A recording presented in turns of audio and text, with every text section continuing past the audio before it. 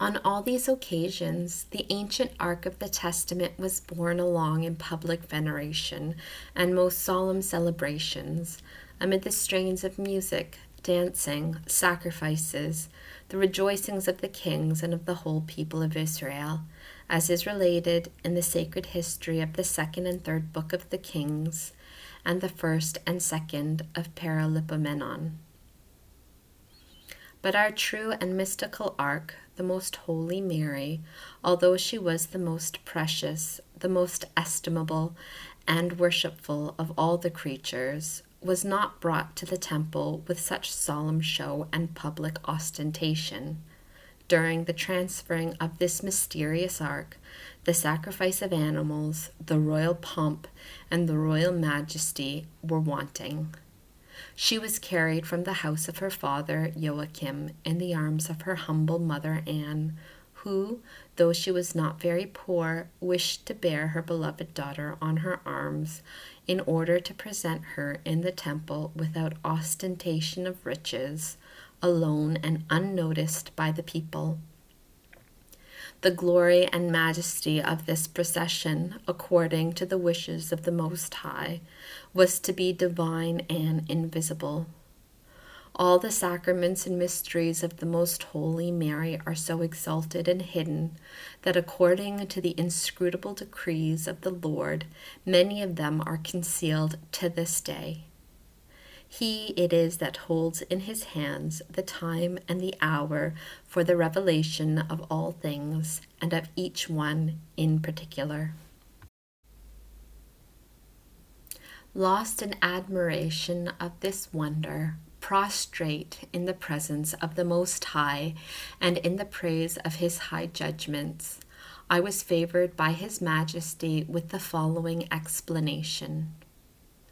Understand, my soul, that if I provided that the Ark of the Old Testament be venerated with so much festivity and outward show, it was because it was an express figure of her, who was to be the mother of the incarnate Word. The first Ark was material and irrational, and this ostentation and celebrity could be arranged for it without difficulty. But during her life on earth in mortal flesh, I would not permit such celebration in connection with the true and living Ark, Mary. For thou and the rest of the souls are to look upon her as an example during your pilgrimage. I do not desire those who are written in my memory for eternal election to expect honors and the inconsiderate praise and applause of men as a part of their reward for working in my honor and service during mortal life.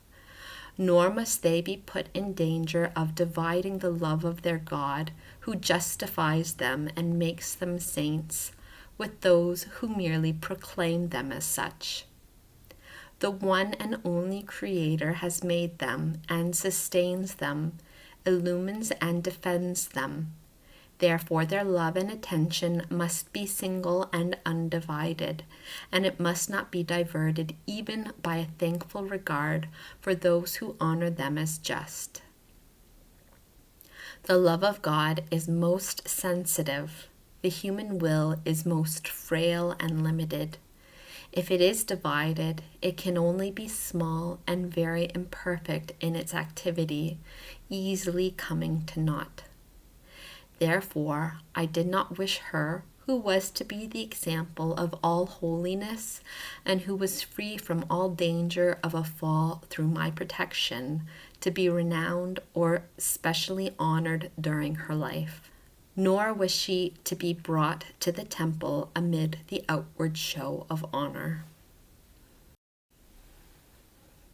Moreover, I have sent my only begotten from heaven, and have created her, who was to be his mother, for the very purpose of drawing the world from its error and of undeceiving mortals, who have established the unjust and sinful law that the poor are to be despised and the rich esteemed, that the humble are to be humiliated and the proud to be exalted, the virtuous to be maligned and the sinful applauded, that the timorous and modest are to be considered as fools, and the arrogant to be held as valiant, that poverty should be considered as shameful and unfortunate, while riches, pomp, ostentation, splendor, honors, perishable pleasures should be sought and prized by foolish and carnal men.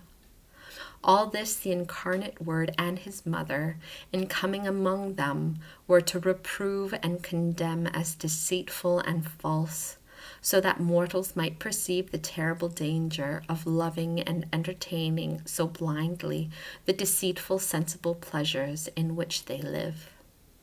Through this insensate love, it happens that they so persistently fly from humility, meekness, and poverty, and evade all that pertains to the true virtue of penance and abnegation of self. And yet these virtues are truly acceptable in my eyes, and according to my justice. For the holy, the honorable, the just actions are to be rewarded with eternal glory, whereas the contrary ones are to be visited by everlasting punishment.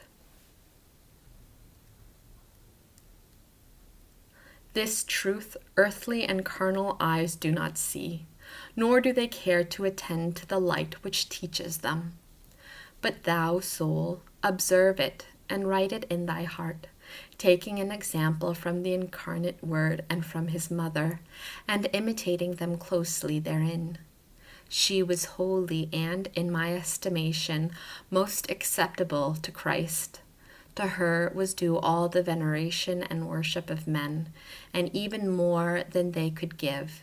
Yet I provided and ordained in her a regard that she receive no honor or recognition at that time, so that she, as the mistress of truth, might be the most shining example of all that is holy, perfect, estimable, and safest for the instruction and guidance of my elect.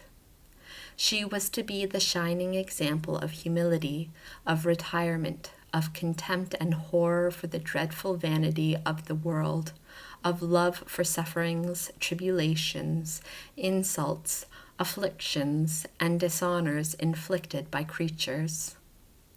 All holiness is adverse and contrary to the applause, honors, and estimation of the world.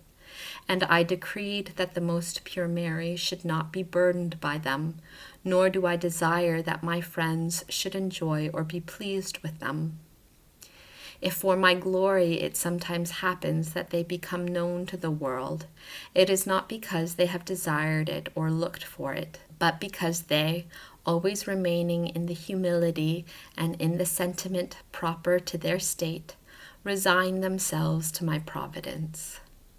For themselves, and as far as they are concerned, they seek and love that which the world despises, and which the incarnate Word and his most holy mother strove after and have taught.